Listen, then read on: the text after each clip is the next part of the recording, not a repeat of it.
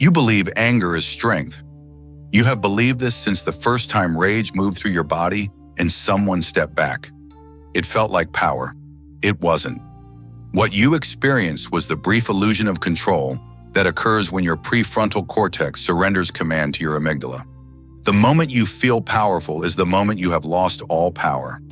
Every argument you have won while angry, you did not win. Every point you made, every truth you spoke, every justified feeling you expressed was erased by the delivery system. The person you were trying to reach stopped hearing you the moment your voice changed pitch. What they heard instead was threat. And threatened people do not change their minds, they fortify. You know this already. You have seen your own anger destroy the exact outcome you wanted. You have watched yourself become the villain in someone else's story, despite being right. You have experienced the sickening realization, 3 hours after the argument, that you said the wrong things in the wrong way, and now the truth you were trying to communicate is buried under the wreckage of how you communicated it. This happens because anger is not designed to win arguments. It is designed to survive physical threats. Your ancestors who felt anger in the presence of danger lived long enough to become your ancestors. The ones who stayed calm during an ambush did not. Natural selection built rage into your nervous system as an emergency broadcast system, a chemical flood that shuts down complex reasoning and activates simple responses. Fight, flee, freeze. This system has not been updated in approximately 200,000 years. Your brain cannot distinguish between a saber-toothed cat and a colleague who interrupted you in a meeting. The threat detection system is binary, threat present or threat absent. When it detects threat, it does not ask questions, it acts. What it does not do is think. The prefrontal cortex, the part of your brain responsible for planning, reasoning, and impulse control, goes offline during anger. Blood flow redirects to the limbic system. Your field of vision narrows, your heart rate spikes, your body floods with cortisol and adrenaline. You are now operating from the same neurological state as a cornered animal. And you believe this state makes you more effective. You have told yourself that anger gives you clarity, that it cuts through nonsense, that it makes you honest. What it actually does is make you predictable. Anger follows scripts. It repeats the same phrases, makes the same accusations, falls into the same patterns. The person who knows how to trigger your anger controls you completely. They do not need to win the argument. They only need to make you angry. Once you are angry, you have already lost. Your position, no matter how correct, is now associated with aggression. Your logic, no matter how sound, is now contaminated by emotion. The audience, whether it is one person or 1,000, will remember your anger long after they forget your argument. This is the first principle. Anger is not a weapon you wield. It is a chain others use to control you. Every time you respond with anger, you are dancing to someone else's choreography. They pulled the string. You moved. The angrier you become, the more predictable you are. The more predictable you are, the easier you are to manipulate. People who understand this principle do not get angry during confrontations. They make you angry. Then they watch you destroy yourself. You have seen this happen. You have watched people remain calm while you escalated. You interpreted their calmness as weakness or indifference. It was neither. It was strategy. While you were flooding your system with stress hormones and shutting down your capacity for complex thought, they were watching, waiting, choosing their words with precision. They did not need to defeat you. You defeated yourself. The second principle follows directly. The person who stays calm controls the interaction. Not because calmness is passive. Calmness is the only state from which you can execute strategy. Anger is the state in which you abandon strategy for impulse. The angry person is loud. The calm person decides what happens next. You can see this demonstrated in every arena where stakes are high. Courtrooms, boardrooms, hostage negotiations. The moment one side loses emotional control, the other side gains positional advantage. Not because they are right, because they are controlled. This is not a moral statement. This is mechanical reality. Your brain has two modes, reactive and responsive. Reactive mode is faster. It evolved first. It kept your ancestors alive in environments where the thing moving in the grass might kill them. Responsive mode is slower. It evolved later. It allows you to consider context, predict consequences, choose between multiple options. You cannot operate both modes simultaneously. When anger activates reactive mode, responsive mode goes dark. You are no longer choosing what you say. You are discovering what you say in real time, the same way the person listening to you discovers it. This is why you have apologized for things you said while angry. You did not plan those words. The words planned themselves. And here is what you have not yet accepted. The things you say when angry are not your true feelings finally coming out. They are the worst possible interpretation of your feelings, filtered through a threat response system that deals in absolutes. Anger does not reveal truth. It reveals fear wearing truth's mask. You are afraid of being disrespected, so anger translates that into, "You always disrespect me." You are afraid of being abandoned, so anger translates that into, "You never cared about me." You are afraid of being wrong, so anger translates that into, "You are attacking me." These translations are not accurate. They are protective.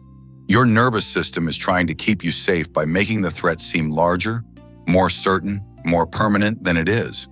This worked when threats were simple and survival was the only goal. It fails completely when the goal is understanding, connection, or persuasion. The third principle is the hardest to accept. When you are angry, you are the least qualified person to act on that anger. Every instinct you have in that moment is designed for a different problem in a different era. Your desire to raise your voice, to interrupt, to prove you are right, to make the other person feel what you feel, these are not strategies. They are symptoms. Symptoms of a system that believes you are in danger and must establish dominance to survive. You are not in danger. You are in a conversation. But your body does not know the difference, and so it treats every challenge to your position as a challenge to your survival. This is why arguments about small things, dishes left in the sink, plans that changed, words that were interpreted wrong, escalate into warfare. The subject matter is irrelevant. What your nervous system detects is, my status in this relationship is being threatened. And status to your primitive brain is survival. Our ancestors who lost status in the tribe died. They were excluded from resources. They were not chosen as mates. They did not pass on genes. Natural selection hardwired status protection into your threat response.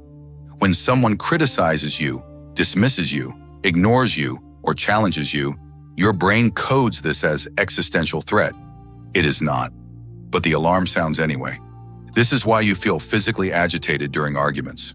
Your heart races, your face flushes, your muscles tense. You are preparing for violence that will never come. And because the violence never comes, the activation has nowhere to go. It just circles through your system, intensifying with each loop until you either explode or collapse. Neither outcome serves you. The explosion damages relationships and credibility. The collapse damages self-respect. Both outcomes train your nervous system that anger is dangerous and must be suppressed. So you suppress it until you cannot. Then you explode again. The cycle repeats. This is not a personality flaw. This is a design flaw. Your emotional regulation system was built for threats that resolve quickly. The lion attacks or it does not. The fight happens or it does not. The threat passes, but modern threats do not pass. They are chronic. The difficult boss, the failing relationship, the financial pressure, the social judgment. These threats never resolve, they just continue. And your anger system, designed for acute threat, keeps activating in response to chronic stress. It will destroy you, not today, not this year, but consistently across decades. Chronic anger damages your cardiovascular system, weakens your immune response, disrupts your sleep architecture, and accelerates cognitive decline. People who cannot regulate anger die younger. They die angrier. And they die having spent their lives in a state of emergency over things that were never actually emergencies. Good. Let that discomfort sit, because what you are feeling right now is the gap between what you have been doing and what you must do instead. And that gap is where change lives. The fourth principle is simple to state and brutal to implement. You must become the person who does not get angry, not the person who controls their anger, not the person who expresses anger appropriately, the person who does not get angry. This seems impossible because you believe anger happens to you. It does not. Anger is something you do. It is a behavior your nervous system has learned because it was rewarded. Somewhere in your history, anger worked. Someone backed down. Someone apologized. Someone gave you what you wanted. Your brain recorded this. Anger equals power. Now, every time a situation resembles that original context, your brain suggests anger. Not because anger is appropriate, because anger has worked before. This is the same mechanism that creates every addiction. The slot machine paid out once, so you keep pulling the lever. The anger made someone comply once, so you keep getting angry. But the payout ratio is declining. Anger works less and less, yet you keep deploying it because your brain is pattern matching to a past success that no longer applies to present reality. You must break the pattern, not by suppressing the anger. Suppression is just delayed explosion. You must rewire the response itself. This requires understanding what anger actually is, beneath the story your mind tells you about it. Strip away the narrative. Strip away the justification. Strip away the belief that this situation deserves anger. What remains is physiology, elevated heart rate, shallow breathing, muscle tension, narrowed focus. This is not anger. This is activation. Your nervous system detecting threat and preparing response. The activation is automatic. What you call anger is the story you tell yourself about the activation. Someone cut you off in traffic. Activation occurs. Your heart rate spikes. Your muscles tense. Then your mind provides interpretation. That person is reckless and disrespectful and could have killed me. Now activation becomes anger. The anger feels justified because the interpretation seems true. But you chose the interpretation. You could have chosen different interpretation for the same activation. That person is late for something important. That person did not see me. That person made a mistake. Each interpretation leads to different emotional state. Same activation, different emotion.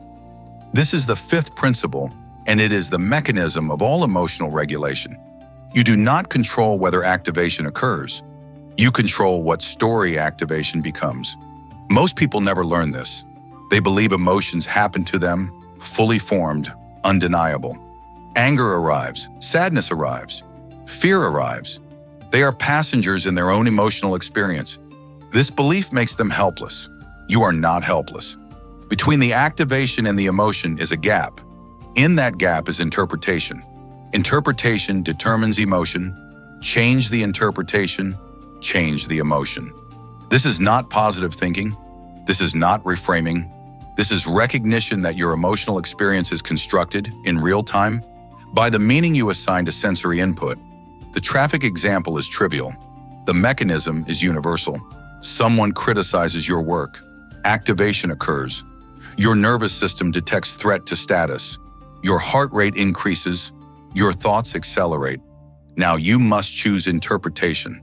This person is attacking me produces anger. This person is helping me improve produces curiosity. This person is projecting their own insecurity produces compassion. Same criticism, same activation. 3 different emotions. You have believed you do not get to choose. You do. But the choice must happen in the gap, and the gap is approximately 0.3 seconds long. Miss the gap and interpretation happens automatically, defaulting to whatever pattern your nervous system has practiced most. For most people, the practiced pattern is threat interpretation. Every ambiguous situation gets coded as threat. Every criticism becomes attack. Every disagreement becomes rejection. This is why your anger feels automatic. You have practiced threat interpretation 10,000 times. It is your default. The pathway is carved deep. To change this requires carving a new pathway through deliberate, repetitive, uncomfortable practice. The 6th principle is where most people quit. You must practice emotional regulation when you are calm, not when you are activated. Trying to choose different interpretation in the middle of activation is like trying to learn surgery during an emergency. The stakes are too high, the pressure is too great. The old pattern will win. You must practice the new pattern in low-stakes environments until it becomes automatic. This is what monks have done in temples since the year 1200. Not because they are more spiritual than you, because they understand how nervous systems work. They practice equanimity during meditation, during chores, during meals, during every moment of the day. They are not practicing staying calm during meditation. They are practicing staying calm during activation. So when activation comes, the practiced response is available. You do not need to become a monk. You need to become someone who practices every day, multiple times per day, in moments of zero threat. You practice noticing activation without acting on it. You practice choosing interpretation. You practice observing your thoughts without believing your thoughts. This is not mystical. This is behavioral conditioning. Your nervous system will do what you train it to do. If you train it to interpret activation as threat, it will keep producing anger. If you train it to interpret activation as information, it will produce curiosity. The nervous system does not care which pattern wins. It cares which pattern gets practiced. You have practiced anger for decades. Now practice something else. Start with physical awareness. Several times per day, stop what you are doing and scan your body. Notice heart rate. Notice breath. Notice muscle tension. Notice where you hold stress. Do not try to change anything, just notice. This teaches your brain to detect activation before it becomes emotion. Most people do not notice they are angry until they are yelling. You will notice activation before it becomes anger. This gives you the gap. In the gap, you breathe. Not deep breathing, not calming breathing. Just breathing that is slower than your heart rate. Your nervous system is a feedback loop. When your heart rate is elevated and your breathing is rapid, your brain receives message, threat present. When your breathing slows while heart rate is elevated, your brain receives message, threat assessment in progress. Threat assessment in progress is the state you want. Not calm, not suppressed. Assessment. Your nervous system stays online but does not escalate. This is the state from which you can choose interpretation, and this is the state from which you can choose response. The seventh principle is what separates regulation from suppression. You do not eliminate anger. You eliminate the need for anger. Anger served a purpose. It protected you when you did not have other tools. Now you are building other tools. Tools that work better. Tools that do not destroy what you are trying to build. Every time you practice regulation instead of reaction, you are teaching your nervous system. This threat can be handled without emergency response. Your nervous system learns. It learns that criticism does not require rage. It learns that disagreement does not require dominance. It learns that being wrong does not require defense. It learns that you are safe even when you are challenged. And as it learns, the activation decreases. Not because you are suppressing, because your brain is recategorizing. Situations that used to trigger threat response now trigger assessment response. The intensity drops. The duration shortens. The recovery accelerates. This is not instant. This is approximately 66 days of consistent practice before new neural pathways begin to compete with old patterns. This is 6 months before the new pattern feels natural. This is 1 year before the new pattern becomes default. Most people will not do this. They will try for 3 weeks. They will succeed in a few low-stakes moments. Then they will encounter high-stakes activation and default to old pattern. They will interpret this as failure and quit. You will not quit, because you understand that regression is part of progression. Every time you default to old pattern, you are gathering information. What triggered the activation? What interpretation did you automatically assign? What would different interpretation have produced? You are not failing. You are debugging, and you keep practicing. While others are yelling at traffic, you are breathing. While others are destroying relationships with justified anger, you are choosing interpretation. While others are making themselves predictable and controllable through rage, you are becoming immune to manipulation. They will call you cold. Let them. They are describing their own inability to control you through emotional escalation. What they are experiencing is the absence of the leverage they are used to having. They pull the string, you do not move. This is intolerable to people who weaponize emotion. Good. Their discomfort is proof you are operating correctly. The person who does not get angry is not emotionless.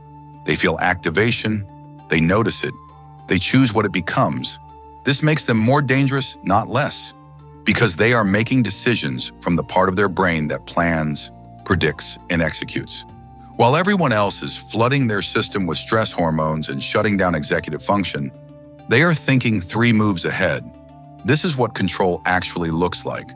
Not the explosion of rage that makes someone step back. The quiet decision that changes what happens next. Not the voice that gets louder, the voice that gets quieter and more precise. Not the person who dominates through volume, the person who dominates through certainty. You have been taught that anger is strength and calmness is weakness. You were taught wrong.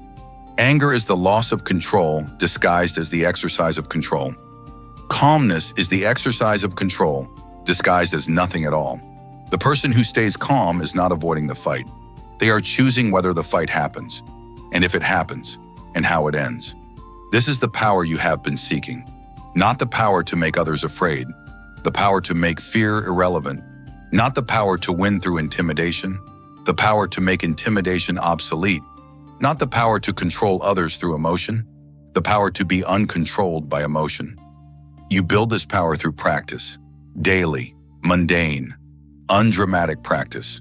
You practice in traffic, you practice in meetings, you practice in conversations with people who have always been able to make you angry. They will try the old triggers, the old accusations, the old patterns, and you will breathe and choose interpretation and respond from assessment instead of activation. And something will change, not in them, in you. The situations that used to hijack your nervous system will stop hijacking your nervous system. Not because the situations changed, because you changed what the situations mean. And once you change what things mean, you change how you respond to them. And once you change how you respond, you change what happens next. This is the final principle.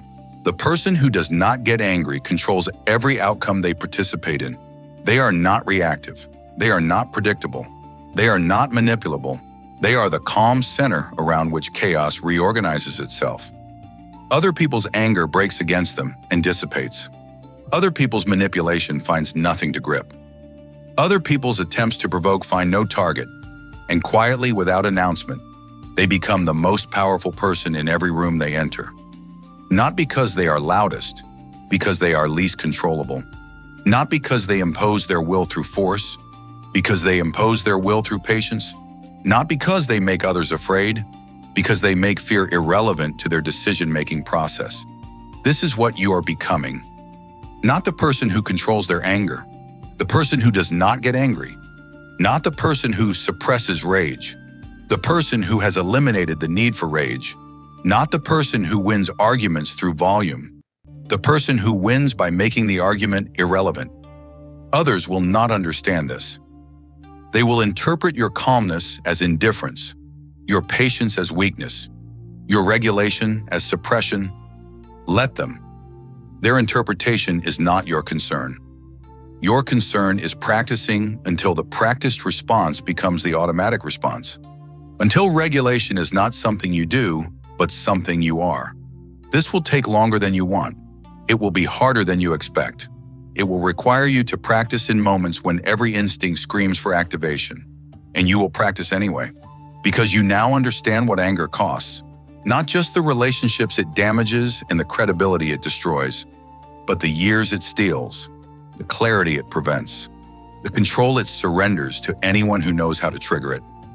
You are done surrendering control. Not next week, not after one more justified explosion. Now, today, this moment. You are the person who does not get angry, not the person trying to become that, the person who is that. The decision is made. The identity is chosen. What happens next is just practice. Then begin.